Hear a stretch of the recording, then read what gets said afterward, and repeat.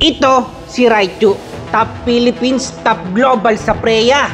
Ang kanyang makakasama, ito si Shax, top Philippines, top global sa Alucard.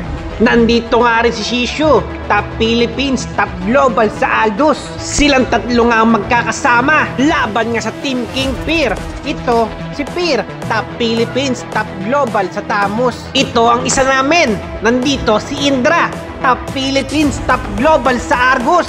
At syempre nga, hindi dapat mawala ang kapitan, Captain L. Abay, nagsama-sama nga ang malalakas sa mundo ng Land of Dawn para nga sa isang magandang laban. So, game 1 nga, nag-pick ako ng Lapu-Lapu. At para nga sa mga hindi nakakalam, Lapu-Lapu main talaga ako. Tulad nga ng inaasahan, pinik nila yung mga hero nila kung saan sila top global.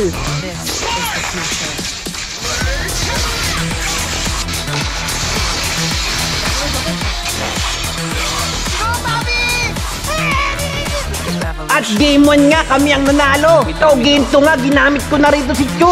At aminado nga ako dahil humina na ako sa paggamit sa Lapu-Lapu. Dahil nga sa tagal ko nang hindi ginagamit.